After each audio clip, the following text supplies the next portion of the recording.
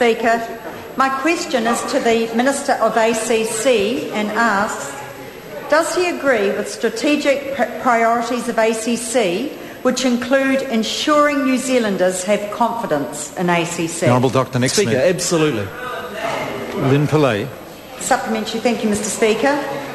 Does he expect the 30-year-old man who was raped and beaten as an 8-year-old and who first approached a counsellor in March 2009 will be feeling confident that he still does not know if he can receive ACC-funded treatment?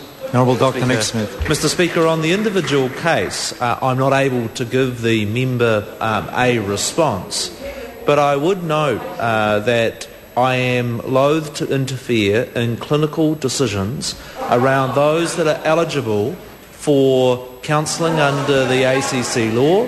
I'd also note that it was in fact the previous government that started the review of the sensitive claims process that has led to the changes that the member constantly raises. Lynne Pillay. Order. I've called Lynne Pillay. Does he expect that the young woman who was raped last year and has had 2 therapists who she has had to separately reveal her assault to will be feeling confident that her case is still not decided by ACC? Honourable Dr. Nick Smith. Mr. Speaker, again I would say that for a member to raise cases in the House with me having absolutely no details, when there are 1.6 million claims to ACC each year, and to expect an answer is not reasonable and shows the member is doing nothing more than political grandstanding rather than being genuinely concerned about the condition of the claimant. Lynne Pillay. Does the Minister think that the victims and survivors of sexual abuse have confidence that his experiment on them, which started on the 27th of October 2009, will be stopped after 6 months? Point of order, the Honourable Dr. Nick Smith. Point of order, Mr. Speaker. The standing orders are very clear that in members' questions, they are not to make assertions that are incorrect.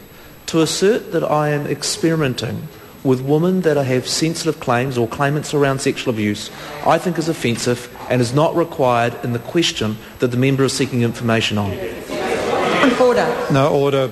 I think the Minister's raised a perfectly fair point of order on this issue, which covers sensitive issues. I'd ask both sides of the House to be mindful of that in their wording. Lynne Pillay. Order. Mr. Speaker, in terms of the Minister has actually said there will be... Order.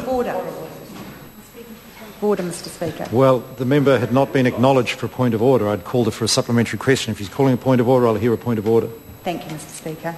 In terms of the Minister has said that the new pathway will be reviewed in 6 months' time. Order. This has nothing to do with the order of the House. The member is seeking to debate an issue. The point of order raised by the Honourable Dr. Nick Smith was the point raised about an assertion being made about the Minister experimenting on people. That was unacceptable language. I'm asking the member to reword her question. Thank you, Mr. Speaker. Does the Minister think that the victims and survivors of sexual abuse have confidence that his new ACC pathway, which has been set in place for a 6-month period, will be stopped after that 6 months? And why is it that councillors are still waiting to see the terms of reference for the review, or will they be shut out of that as well? Honourable Dr. Nick Smith.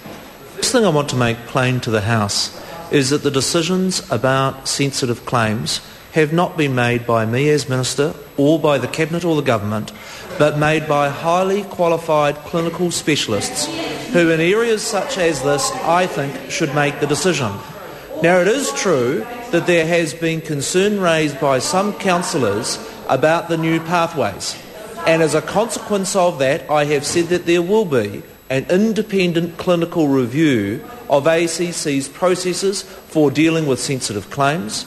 It is my intention to work with ACC about ensuring that the clinicians that are on that panel are well qualified to provide the claimants and all New Zealanders with an assurance that what ACC is doing in this area is in the best interests of those claimants.